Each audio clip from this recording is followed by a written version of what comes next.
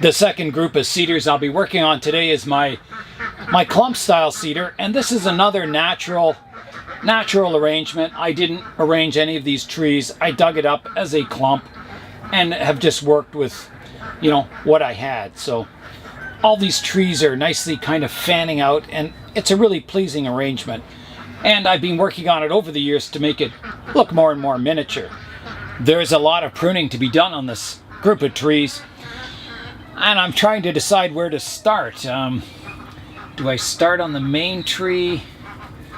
Do I work on them all kind of together? I've got to come up with a plan of action here. So,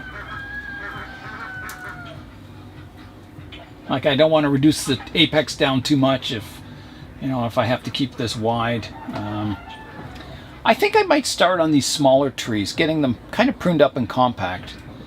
And that'll kind of, give me an idea of what I'm going to do with the main tree, how small I can bring it in, and, maybe give me an idea for the final composition and how big these trees are. So I'll start on these smaller ones.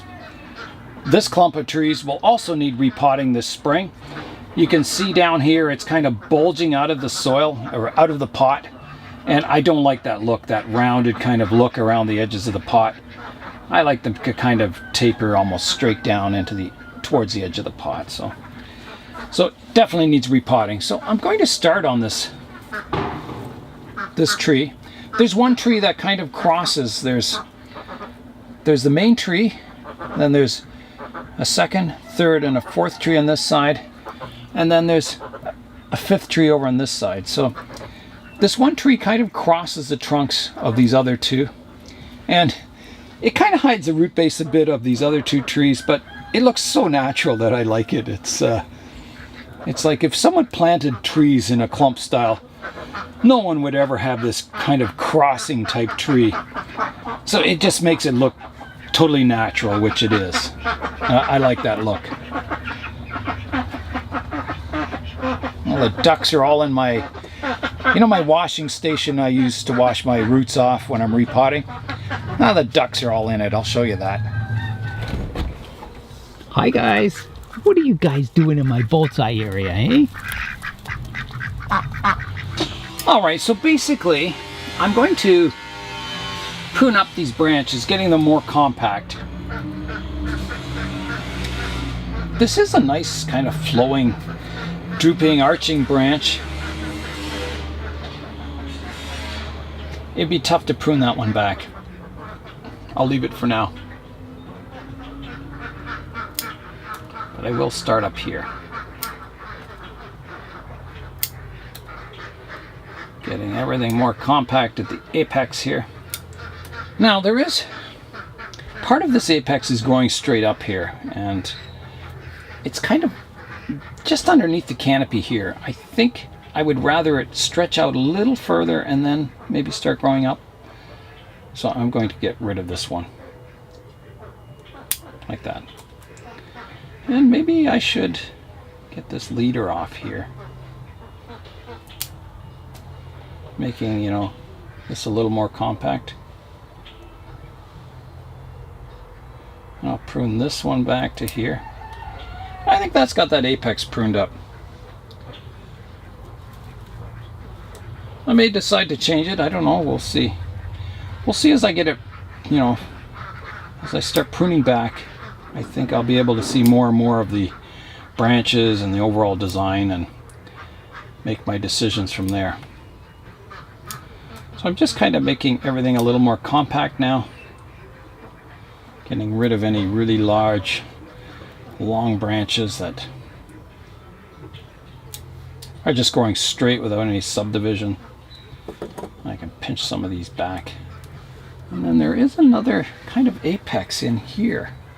It does kind of sweep upwards. Get rid of this. So yeah, I don't know. I guess if the top is reduced back, it's kind of in the sunlight, but not really. That is kind of characteristic of a cedar. They grow out and then they kind of droop down and go up, and they've got that kind of scalloped kind of look to the structure. So that's kind of good, and I think that's exactly what's happened on this tree. It was growing straight up, and then these branches got longer, so it found a new leader. And as this would continue to grow longer, it would always be searching for a new leader, so you get those kind of scallop-shaped trunks on them, which is very characteristic of a cedar, and I like that. There's one going out the back here that's coming off of this tree. That's really, really vigorous. I've got to take that back to here at least. Taking that off. And there's one coming off the inside of this tree right here. That's really, really long. I don't know if I really want that there. It kind of blocks out everything that's happening here.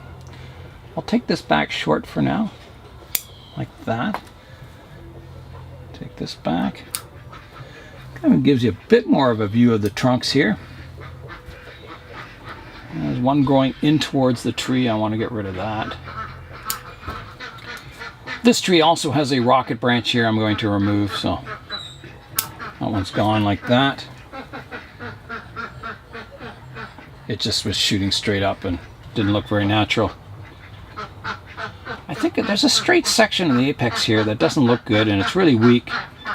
I'm going to take that off like that and keep these other branches.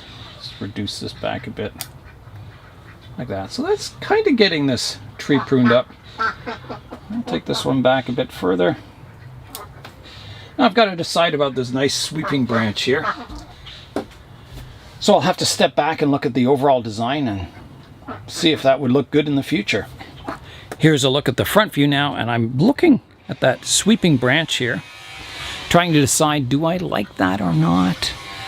Could that become part of the future of the planting? Covering it up with my hands, seeing what it looks like. I'm thinking it doesn't look that good.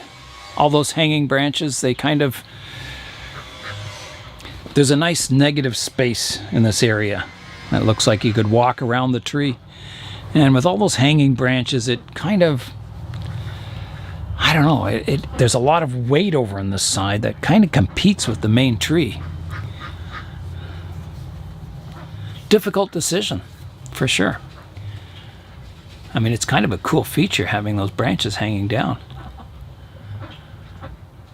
We'll leave them for now. Don't have to rush into these decisions.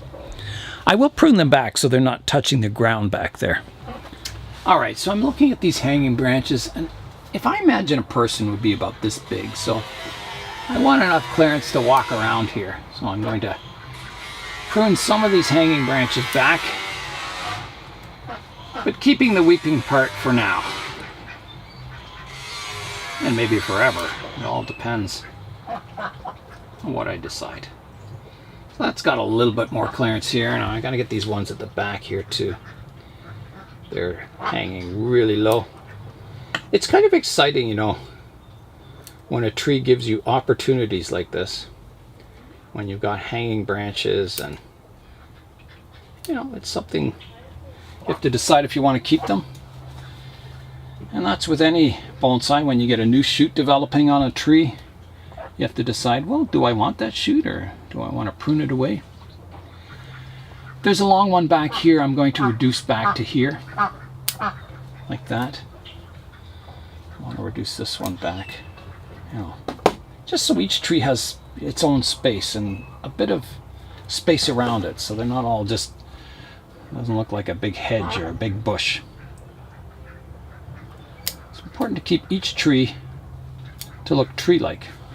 So I'm looking at the planting from the front, and it's getting a little flat looking in this section rather than sort of, you know, that triangular form that kind of integrates it with the main tree. So I probably do want to keep this a little longer at the back, but maybe not that long. So, and I may have to prune some of this back down a bit, just to kind of get that more of a triangular silhouette to the group planting. Let's see how I can reduce that back. I don't have anything growing in this area. It's a big expanse with no foliage. There is buds here that could form if I prune the apex back. So I'll start pruning this back for now, and then back to here. That gets that as short as possible, and I think something will form in this area. Cedars are quite good at back budding. And then to get that triangular form, I've got to reduce this part of the apex back further. So I'm going to go right back to here. And I'll reduce this one back. I definitely need a bit of pinching to get it all the foliage pads kind of tidied up a bit. But it's a good start. Now there's a tree in here that kind of grows up into the canopy. It's kind of hidden by these branches up front here. And it's kind of underneath the shade of this part of the canopy. So I've got some work to do in this area. I think before I do too much work in this area, I've got to reduce this part of the tree back. It's all shading out this section here. And I don't know how far I can reduce this in, but I will start on that. You know, again, just kind of roughly pruning off for now, and then I can always try and push it back further once I get it roughly pruned. I think that's why Canadians end up with a lot of cedar or thuja trees, is because they're ideally suited for the Canadian climate. They just never seem to die on you, and they always grow with all kinds of vigor. So, you know, you try all kinds of different trees, and the ones that always make it are these thuja trees. They're just, you can still kill them, but they're just suited for this climate in Canada here.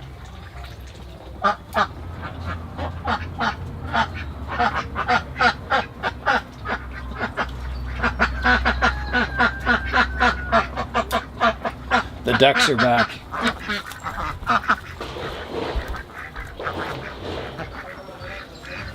I'm going to work away at pruning up the top of the tree. If I come to any major decisions, I'll show you what they are, but basically I'm just going to make it all more compact and, you know, try and increase the beauty of the tree, making it look more natural and more miniature. So I'll work away, and maybe we'll stop in occasionally and see how it's going. I've got the trees all pruned up now. I haven't pinched the tips yet, but I've just tried to get everything fanning outwards on the trees. You know, reducing all the vigorous branches back and getting rid of, you know, new shoots that weren't growing in good directions, kind of growing in towards the center of the tree. And, you know, standard kind of pruning practices. So it looks a lot more open now. You can kind of see the structure of the trees better. I reduced the apex as much as I could, and I'd like to get it pruned back further, but that'll be for the future. You can't do everything at once. So here's a shot of the base of the trees, hooking up. Yeah, so a lot of work to go on this planting to get everything more compact and, you know, more density to the foliage, compact density. It's a long-term thing with the cedars. You can't expect to do everything at once. As long as you get it going in the right direction each time you prune it, you'll make good progress on your trees. So I'm going to pinch back all the foliage pads. So, you know, a pad like this, I'll just put my thumb over and pinch back to a kind of a rounded profile. And that'll get a lot of, that'll help get that density in the branch structure, getting all that nice fine branch division and tighter foliage. And it'll, you know, really help make it look like a miniature tree. So I'm just pinching all the foliage pads to a nice rounded profile. So I've got all the pruning done and all the pinching done. At least, you know, 95% of it. I may have missed the odd branch here and there, but, you know, I can always go back and do that at another time. So I'll get the area cleaned up. You can see how much I've taken off the tree. Quite a bit. A lot of foliage. So that should fill in quite nicely this summer. You know, I brought it back as compact as I could get it, and that's not very compact. So I'm hoping this summer I get a lot of, you know, back budding, so I can reduce this tree down further in the future. And kind of, yeah, keep working on that branch structure. It's coming along. It's starting to look like a miniature tree. I've got the clump style cedar all cleaned up. I cleaned up the root base down here, getting rid of all the moss. So there's an overall view. You can see it's much lighter than before. You can see all the trunks clearly. Yeah, it's looking good. This tree is making progress. It's getting there. Lots of work to go on it. There were a lot of difficult decisions I made today. Removing branches and getting it all cleaned up. So that's just part of bonsai. So let's go on to the next tree now.